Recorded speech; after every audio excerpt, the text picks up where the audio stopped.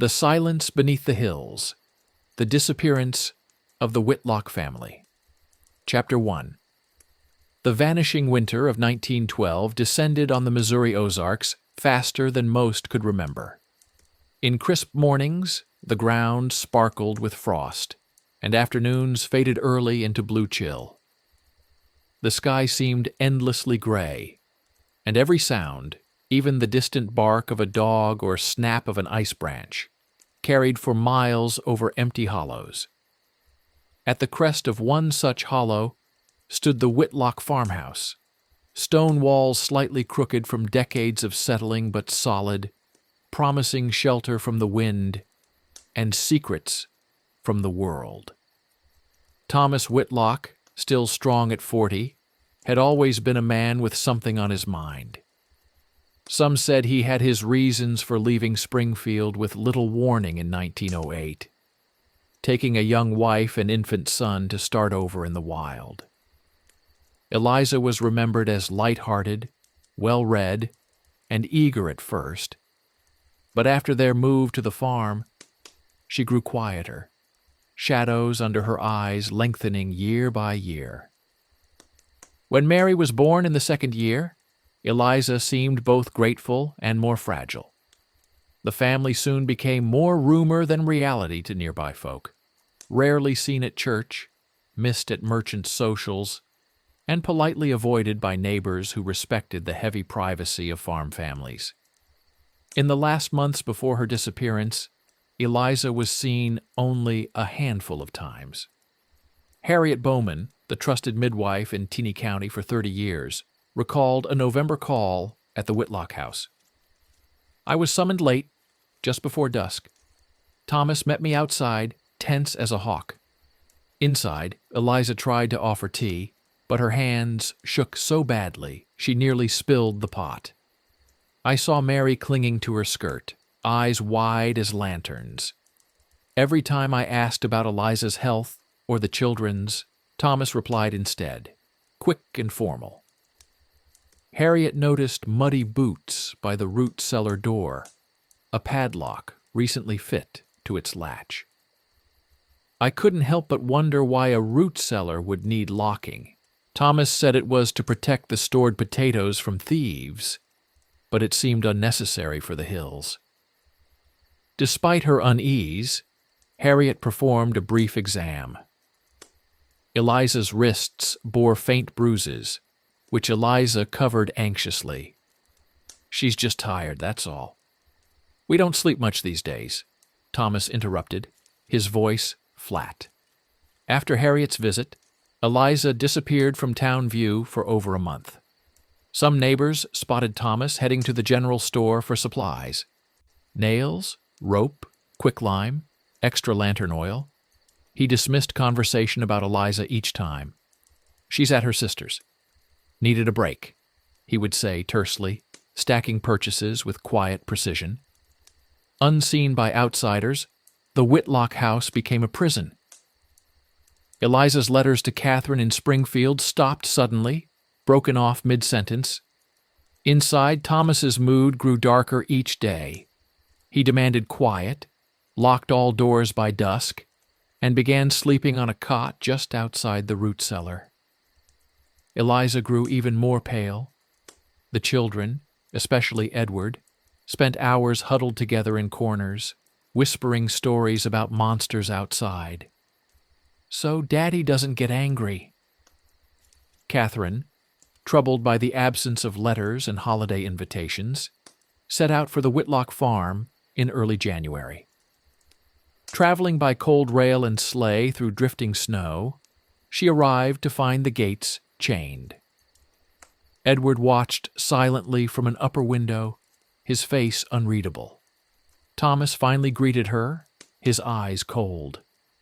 She's left, Catherine, he declared as they stood on the porch. Just couldn't handle the work. She took some money, a few clothes, that's all. Catherine refused to accept this easy answer. She demanded entry to the house, while Thomas hovered nervously behind. Eliza's room bore the marks of a rushed departure. Missing blankets, most clothes gone, but her favorite books still shelved, the cherished locket hanging on its nail. In the children's room, Mary left her drawing on the windowsill. A stone house with stick figures under the floorboards, one labeled Mama. That night, Catherine pressed Thomas relentlessly. She wouldn't leave without her locket, her writing journal. "You know this isn't right." Thomas remained stiff. "Eliza said she'd make her own way. Nothing you can do." Unsatisfied, Catherine demanded the sheriff be called. Morning brought Sheriff Harmon and a small party for a cursory search. Snow covered nearly every trace. The root cellar's padlock was secure. The earth behind the house recently disturbed but explained as new garden beds. Edward and Mary answered questions with monosyllables. Neither admitted remembering the night when Eliza left. With no evidence, Tenney County could do little. The official ledger read, Eliza Whitlock, presumed missing after family dispute. No investigation continued. Catherine, devastated, returned to Springfield to continue pleading for someone to listen. Back at the farm, Thomas's grip on the household intensified. Edward and Mary were kept close, punished for questions, forced into endless chores. At night, the children heard Thomas muttering as he walked the floors. "Sanctuary. Protect the family. Outsiders are danger." The house itself seemed to change. Cold drafts grew sharper, the kitchen darkened, and the root cellar was avoided. Mary and Edward often pressed their ears to the door, listening to the faint sound of digging from below. To outsiders, the Whitlocks vanished further from public life. No one attended Spring Festival. Thomas barred neighbors. Only Martha Jenkins, an elderly widow hired for cleaning and cooking, was let in.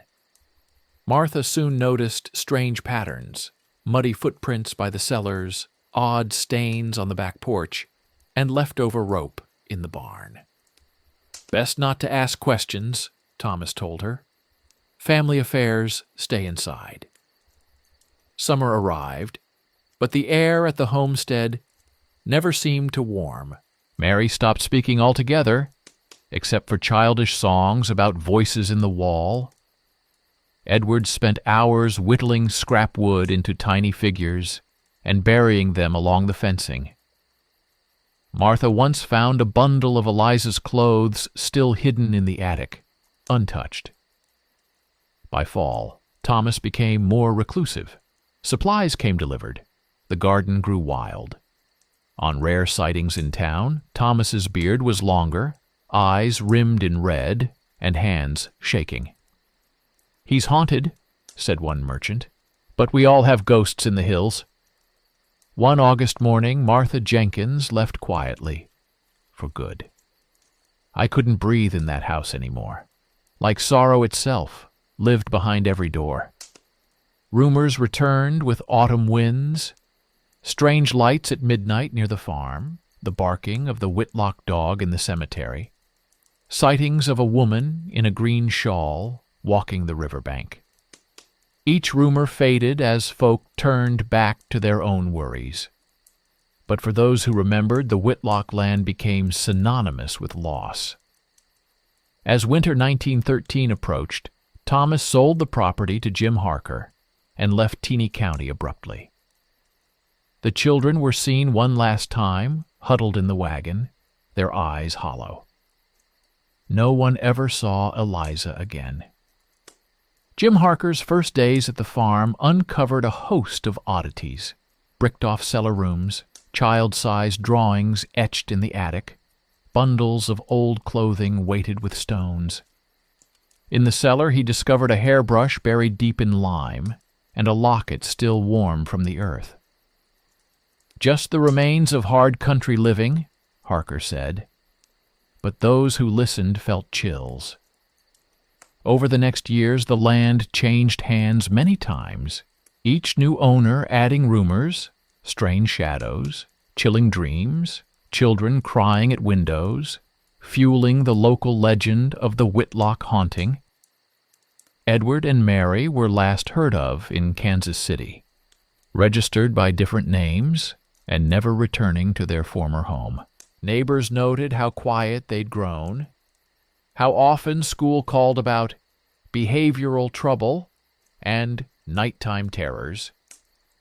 But no one ever knew the truth of what happened to Eliza, only that she vanished, leaving silence, shadows, and heartbreaking questions behind. Chapter 2. Hidden Clues and Family Silence. The transfer of ownership of the Whitlock farm did not warrant more than a simple signature and a brief mention in the county records.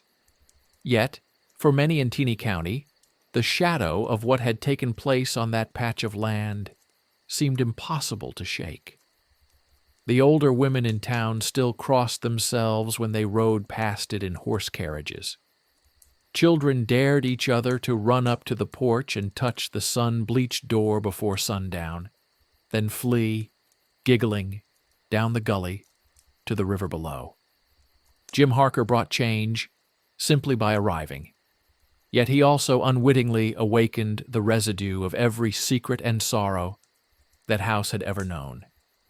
He was a large man, his back hunched from years on construction sites in St. Louis, and his manner rough, but not unkind.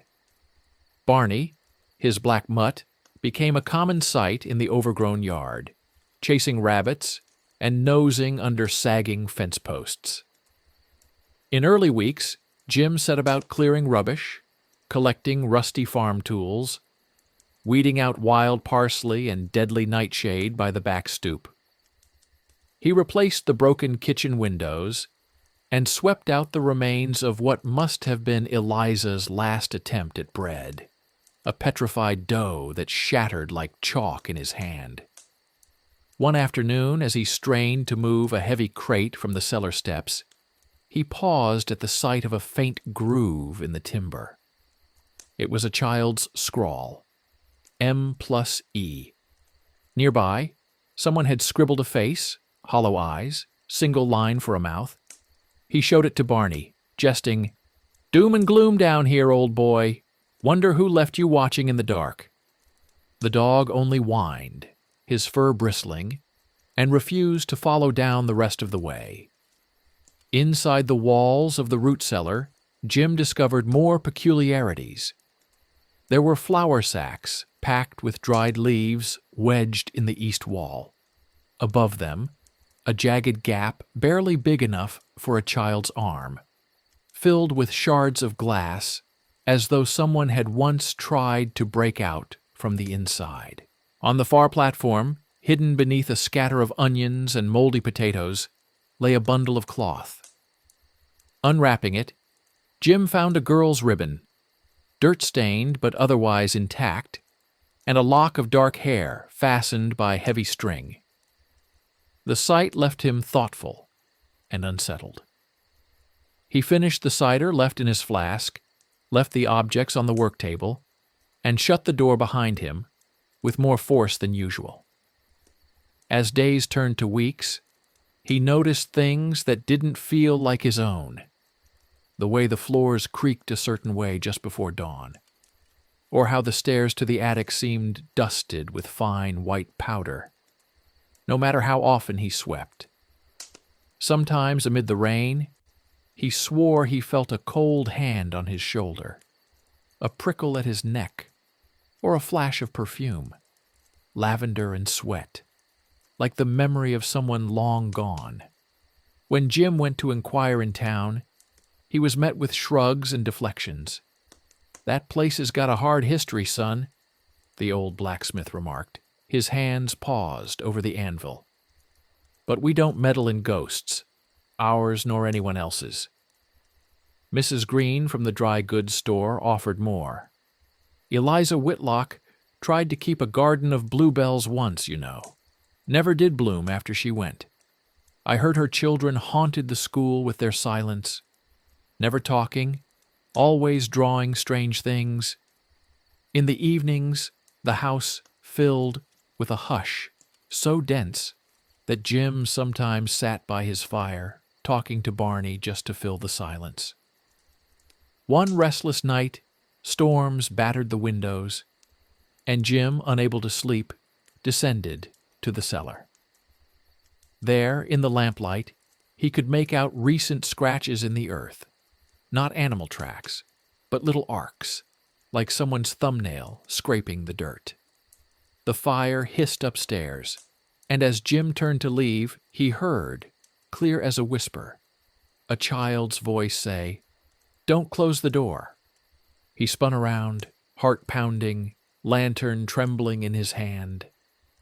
The cellar was empty. His laughter afterwards was shaky, and even Barney seemed unwilling to venture down there again for days. The rhythm of Jim's life at the farm became punctuated by these oddities. Every day, he discovered something new and troubling. In the barn loft, beneath piles of broken harnesses, he found an old journal missing its cover. Only a few pages survived, filled with shaky, misspelled words. "Datey made us quiet. Mama in cold room. Don't cry."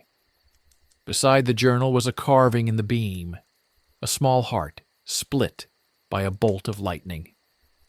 By summer, Jim began to reconstruct the story of the farm from fragments found in dirt, dust, and rumors.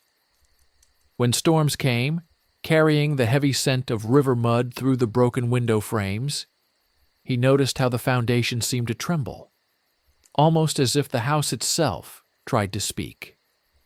On sweltering nights, when sleep eluded him, he sometimes heard voices in the wind, whispering, singing, sometimes pleading. He contacted Martha Jenkins, tracking her down through a neighbor. Martha, now living in a ramshackle cottage at the edge of town, was the last person besides Thomas to have lived in the house. She greeted Jim with caution at first, but after a few minutes and a cup of coffee, she softened. "I thought I was going to help a tired family," Martha recalled. "That first week, I felt like I was living inside someone else's nightmare. The cellar smelled like old bones and lye. I avoided the kitchen after sunset, because I'd hear footsteps up and down, but there weren't no one there but me and the dog." According to Martha, Mary rarely spoke, except to hum a half-remembered hymn, one with a mournful, searching melody. Edward was quieter still. Martha found him once scratching at the window pane in the back parlor, drawing circles and triangles with chalk. He said he was making a map so Mama could come home. Martha's stories grew darker. She found Eliza's hairpins scattered on the attic floor one morning, arranged in a pattern like the spokes of a wheel. On calm afternoons, she caught the scent of blood and water by the old stove. Sometimes, when Thomas left for town, the house felt lighter. But as soon as he returned, the shadows thickened. Jim pressed Martha for details about Thomas's behavior. She hesitated, then described how he would mutter prayers over the cellar door and check the padlock several times each night. Martha believed Thomas was afraid, not just of the world outside, but of something inside the house. "I'd never seen a grown man so haunted by his own silence," Martha said, voice low. "He never let the children near the cellar after sundown. They weren't allowed to make noise, not even to cry. After Martha left the Whitlock place, she'd been plagued by nightmares. Dreams where a woman's hands reached up out of the earth, begging to be saved. She'd wake to find her own hands clenched into fists, nails dug deep into her palms. As Jim continued his life at the farmhouse, he became obsessed with understanding what the children had endured.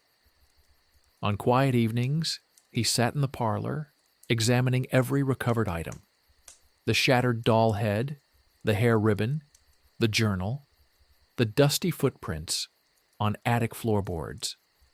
he realized the artifacts were more than remnants. They were messages meant to survive when words could not. A month before the first frost, Jim invited the town's school teacher, Miss Abigail Thornton, to visit for dinner. Having taught both Edward and Mary in their final months at the local school, she held memories she rarely shared. Mary was the silent type, but when she did speak, it was always about the cold room, Abigail recounted. She once handed me a drawing, just gray scribbles, and said it was the place no one should go. Edward was smarter than the rest, but he never smiled. When he played, it was in the farthest corner, with his back to the wall. Jim asked Abigail to look at the carvings, the journal, the fragment of broken necklace. Abigail grew pale. I remember Mary wearing that ribbon on the last day I saw her. On her way out, she squeezed my hand and whispered, "Don't forget me when it's cold." Both of them seemed to fade away after their mother disappeared, like ghosts walking to school. The school's reports about the siblings were scrawled in uncertain pencil: unusual silence, wary of adults, nightmares, and fear of darkness. But no one had acted. Small-town rules discouraged interference, especially with families marked by scandal. Meanwhile, in Kansas City, Edward and Mary became pale shadows of their former selves, isolated even in the bustle of the city. Teachers there described Edward's avoidance of loud noises, his tendency to flinch if someone raised a hand, his obsession with drawing basements and tunnels. Mary refused to sleep in rooms without windows. After Thomas passed away, his children barely spoke of him. Edward changed his last name and moved far away. Mary became a nurse, caring for children with nightmares. Both lived with recurring dreams of the farm. Edward sometimes woke in terror, convinced he heard his father's footsteps in the hallway.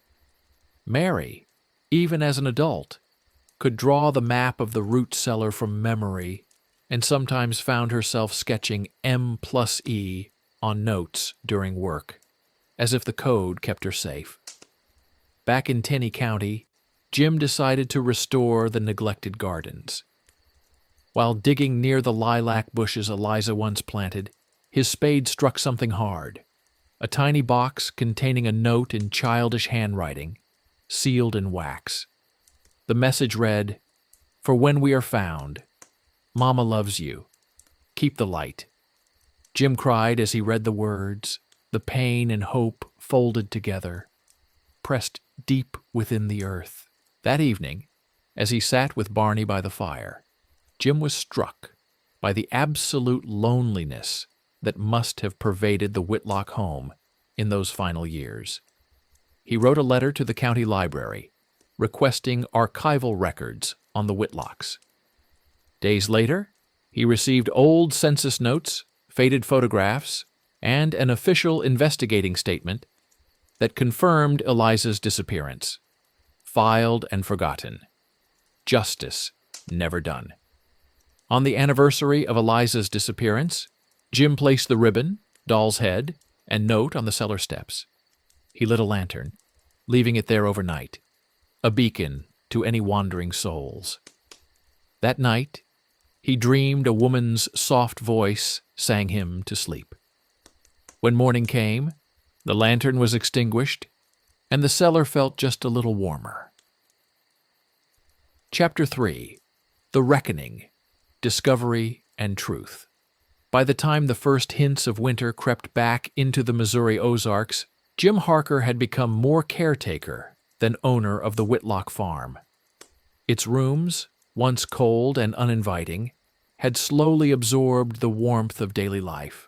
Coffee on the wood stove, conversation with passing neighbors, laughter echoing when guests arrived. Yet, beneath the surface, the soul of the house remained restless. Night after night, Jim sensed an invisible presence, heard soft whispers curl through the walls, and felt sadness cling to the stones like dew. Jim's obsession with the history of the Whitlocks had transformed his life. He spent evenings poring over county records, deciphering old letters, and arranging fragments of memory like puzzle pieces hoping for revelation.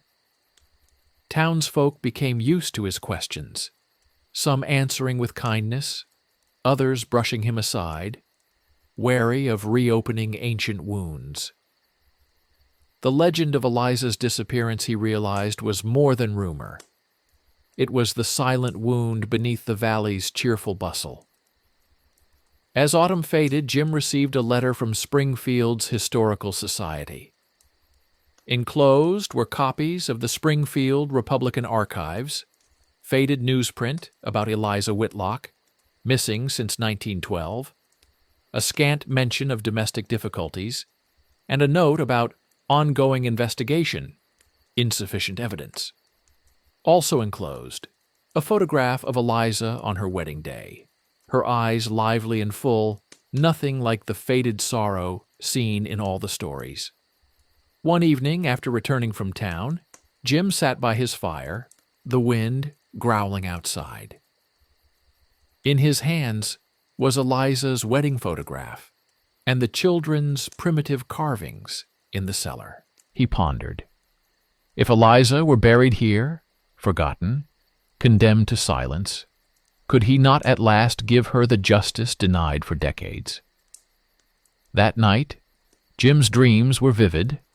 He wandered hallways too narrow for comfort, called out to Mary and Edward, glimpsed Eliza standing at the edge of a field, her hair streaming in moonlight, her hands reaching towards him. "Find me," she whispered, over and over. And then, the sound of dripping water and the steady rhythm of a shovel striking earth. The next morning, Jim resolved to act. With Barney at his heel, he returned to the cellar. As he examined the corner with the strange insulation, he noticed a patch of wall distinct from the others. It was newer. The mortar, still slightly uneven. His fingers found a loose stone. Removing it revealed a cavity large enough for a child to crawl through. Lantern in hand, Jim peered into the dim space. The air was thick and musty, and there, a scrap of calico fabric, tangled with faded hair. Heart-thudding, Jim knew he'd found something, perhaps everything. He summoned the county sheriff, Richard Yates, a methodical man not given to flights of fancy. Together, they carefully removed stones and earth, their hands trembling as hours passed. Finally, they uncovered what seemed to be a shallow grave. Bones, a silver ring, fragments of a quilt, and a battered diary. The sheriff paled. "This is the missing woman, Jim," he said quietly. "It's Eliza." In the days that followed, the farmhouse became a hub for police, journalists, and curious neighbors. Forensic teams cataloged the bones and artifacts, carefully photographed every detail, and sent the remains for analysis. News spread rapidly. Decades-old mystery. Solved. The restless ghost of the Ozarks found. Reporters arrived from as far as St. Louis, snapping photos of the old cellar, the doll's head, the ribbon, and the long-erased M+E on attic timbers. The battered diary was the crown jewel. Its pages were stained, cryptic, filled with trembling writing. Eliza wrote of fear, Thomas's growing paranoia, his late-night mutterings, the padlocked doors, the forced tonics he made her drink to calm her nerves. She confessed her terror for the children. "If anything happens, let Catherine care for them. Let them know I tried to keep them safe. I hear Thomas talking to himself, praying over the earth, digging at midnight. He will not let me leave, not ever." One entry described the last night, the cold, the sound of shoveling, her whispered pleas for the children to forgive her. The pages ended abruptly, the ink smeared by what might have been tears. Forensics confirmed what the county had suspected, but never proved. A fractured skull, signs of restraint, and traces of laudanum in the remaining tissues. The grave contained clippings of the children's hair, their names written on the quilt's edge in pencil, and a wooden spoon carved by Edward. It was, by all accounts, a family crypt, born not of ritual care, but of desperate secrecy. The county's response was complicated: shame, anger, sorrow. Old-timers confessed to having seen Thomas by quicklime, heard screams on stormy nights, and note his sudden, wild demeanor after Eliza vanished. But the custom of silence, don't meddle, had always prevailed. As the media circus died down, Jim reached out to Springfield, tracing Catherine, Eliza's sister, now elderly but alive. He sent her the diary, the ribbon, and a photograph of the grave. Catherine wrote back with gratitude and heartbreak, "I never stopped searching, never stopped praying Eliza would be found.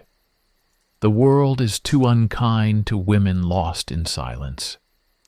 Thank you for giving her a voice after all these years." The police attempted to trace Edward and Mary, the lost children of the Whitlocks. Years of digging through census records, marriage certificates, and scattered reports finally led them to Mary Coleman, a nurse in Omaha, and to Edward Thomas, an artist living in rural Wisconsin. Each had lived with shadows much longer than most. Each bore scars deeper than the earth encasing their mother. Mary agreed to speak to the county officers. She arrived at the farm many months later, trembling but determined. Walking through the house, she ran her fingers over the M+E carving, paused at the sight of the grave, and knelt in silence. "I remember everything," she said quietly. "The cellar, the rules, Daddy's voice in the night. Edward and I became ghosts before Mama even disappeared. I used to hum so I wouldn't hear the digging." Mary described the constant terror, how Thomas made them repeat prayers, punished them for talking, and insisted they forget Mama for good. The children slept fitfully, often awaking to the sound of shoveling, the reek of lye, and the echo of a woman's lullaby. "I promised myself I'd never lock my own children in darkness. Even now I sleep with a lamp on, every door open."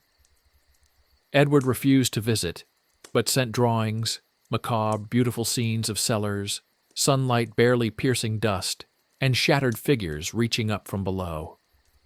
In some images, small hands grip keys and lanterns.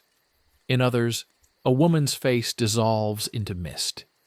His letter to Jim was short. "People see what they want. My art is my confession.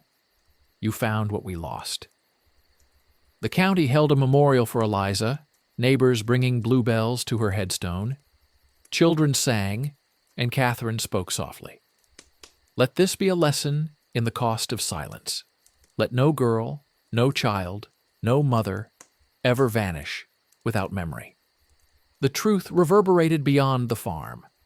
Psychology professors wrote articles on the Whitlocks describing generational trauma, the way isolation warps reality, and how forgotten pain warps a family for life. Police from surrounding counties attended seminars, reviewing the mistakes made in Teeny County, vowing to listen more carefully for what went unsaid. For Jim, the reckoning was both relief and burden. He remained at the farmhouse, tending the garden Eliza once hoped to see bloom. On quiet mornings, he would sit at the edge of her grave, drinking coffee, and talk to Barney about the weather and the weight of secrets. Some nights, when the wind moaned across the hills, Jim swore he saw a woman's shadow in the moonlight, turning to glance at the farmhouse, her sorrow finally at peace.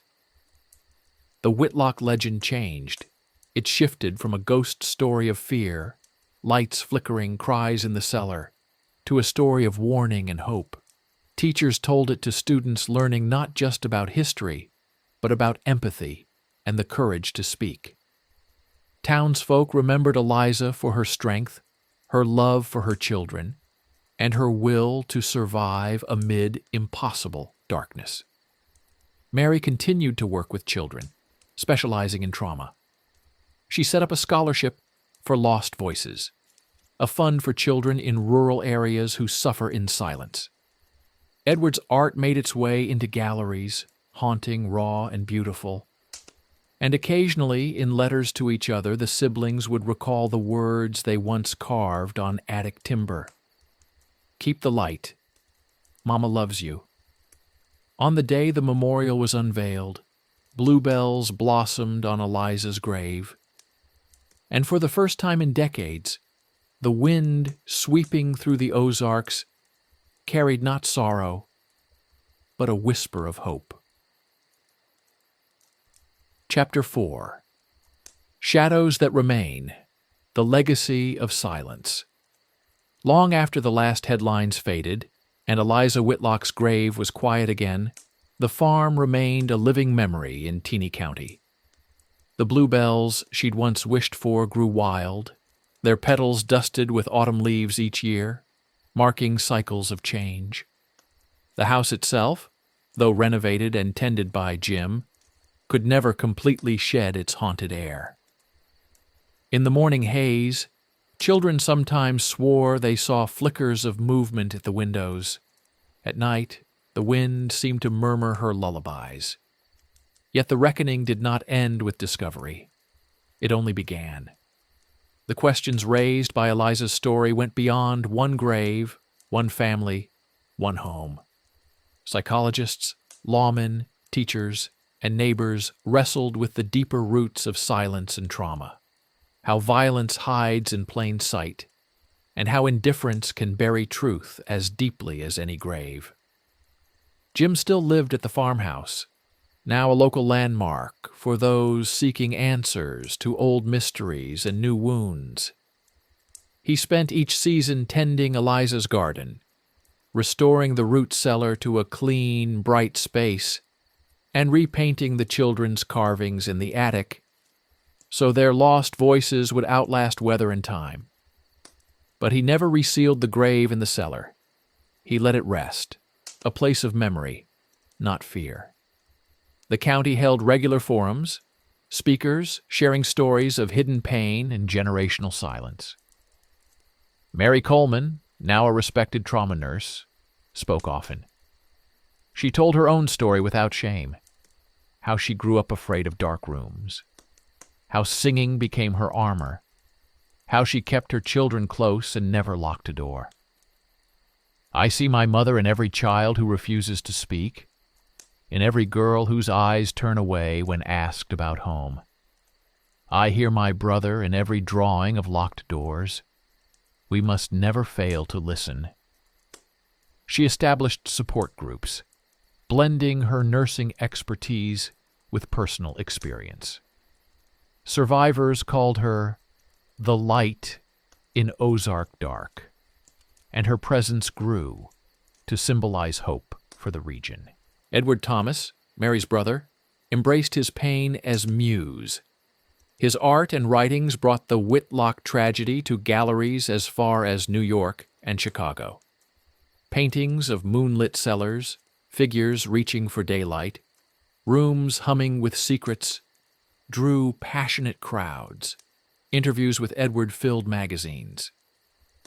"I don't know if healing ever finishes," he admitted once. "But when people look at my work, I hope they hear my mother's voice and the warning she leaves for all who feel alone." Law enforcement changed in the Ozarks. The new sheriff, Richard Yates, instituted mandatory trauma training and encouraged deputies to investigate even the smallest signs of domestic strife. Rural social workers studied the Whitlock case as an archetype of concealed abuse. How the country's love of privacy can mask wounds that never heal. At every annual academy, Jim was invited to speak. There's truth buried in every silence, waiting for the right hands, the right questions. We owe it to each grave and each forgotten room to ask and to dig. The old farmhouse became both memorial and classroom. University students toured, listening to lectures on history and psychology amid the echoing halls. Each spring, Catherine Crawford, Eliza's sister, attended the flower festival, placing lilies at Eliza's grave. Sometimes she'd read from the battered diary, tears spilling quietly as the community stood in solemn respect.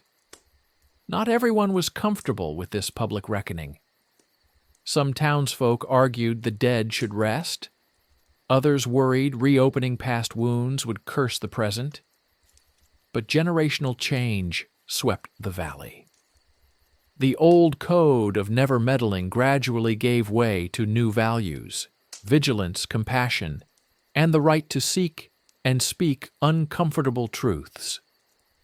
A documentary filmmaker arrived one autumn, interviewing survivors, neighbors, and experts. The film, Beneath the Hills, The Whitlock Silence, went on to win awards, bringing Eliza's story, her nightmare, her resilience, the community's transformation, to the broader world. In classrooms nationwide, teachers led discussions. How can ordinary people notice hidden suffering? Why do communities fear asking questions? What does healing look like when secrets come to light? Most poignant were lessons from children. After a screening of the documentary, school children sent letters to Jim. I told my mom about a secret that hurt. She listened. I want to be a police officer who really helps. My sister is like Mary. She cries and is afraid of the dark, but I'll stay with her. The Whitlock story, once a chilling legend, now lived as an anthem of hope and vigilance, but the farm still had its ghosts. Jim sometimes woke at midnight, the house creaking, a cold draft winding through halls. He'd pad down to the renovated cellar, standing still as shadows danced along the flagstones. Sometimes, just faintly, he heard a woman's lullaby blend with the wind. Keep the light. Mama loves you. One snowy Christmas Eve, Jim hosted Mary, her children, and Catherine at the farmhouse. The scent of baking bread and pine filled the air, laughter echoing in corners once marked by grief. As the eldest grandchild traced the M+E carving and placed a ribbon on Eliza's grave, Catherine led the family in a grateful prayer. This time, not for peace lost, but for peace found. Mary took her children down to the cellar, their faces full of curiosity, not fear. She told stories of the mother who protected, the brother who drew, the house that learned to listen. This place doesn't scare me. It's a memory, not a monster. She sang quietly, crossing the threshold between sorrow and joy, inviting every ghost to sit by the fire and hear the warmth of belonging. Edward sent painted lanterns from afar, each one carved with a message. You are not alone. The town grew more open. On the anniversary of Eliza's discovery, bells tolled, and townsfolk lined the roads with bluebells and lilies. Teens who had once mocked the legend returned, offering poems and drawings at her grave, their words full of sorrow, anger, and finally, hope.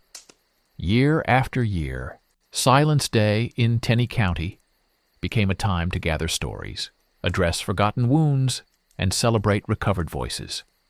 Community leaders shared accounts of families helped, children saved, secrets spoken at last. Eliza's story inspired new policies across the Ozarks, better rural outreach, more mental health funding, crisis hotlines for isolated areas, watchfulness in every school. But the deepest changes were personal. Survivors of abuse began to speak, trusting that their pain would be heard. Secret keepers found courage, not always for justice, sometimes only for comfort, but always for light. The echo of Eliza Whitlock's lullabies became their anthem. Jim, now old and slow, tended the farm as gardener and chronicler. Scholars visited, recording oral histories, collecting the objects Mary and Edward left behind, photographing beams etched with names and hearts. Jim taught children to plant bluebells each spring, let them paint lanterns, and write messages of hope on the attic walls. He understood now that memory is neither curse nor blessing. It is the soil from which new futures grow. On the eve of his passing, Jim wrote, "Let no silence remain where truth is needed. Protect every voice, honor every sorrow. The hills keep memories, but we must keep each other safe." When Jim died, Mary returned for one last visit. She walked the garden at dawn, pressed her hand to the attic carvings, and sat by Eliza's grave as the sun lifted mist across the fields. For hours she spoke aloud, stories of fear and love, of loss and renewal, knowing for the first time that every word would be heard. The Whitlocks were, at last, more than victims. They were guardians of a lesson that echoed through every family who learned to tell their own stories. Silence is no protection. Secrets, like seeds, demand to grow. Only in the light does healing last. The story of the Whitlock family began in silence. Cold winters, locked doors, and unspoken fears carving shadows across a remote Ozark valley. Through each chapter, secrets grew heavy. Pain hidden behind quiet faces, voices lost in the dark, love and desperation recorded only in carvings and diaries. Yet, as the decades passed, memory broke through the silence. Justice came late, but brought answers to the restless house and its haunted children. Sorrow transformed into compassion, and tragedy sparked change throughout the community. The legacy of Eliza Whitlock and her family became a warning and a call to listen, to ask, to protect, and to never let suffering remain unseen. In the end, the Whitlock story is one of hope renewed, proof that even the deepest shadows can yield to light, and even forgotten voices can help others find safety and healing. The Ozark Hills keep their memories, but people finally learn to keep each other safe.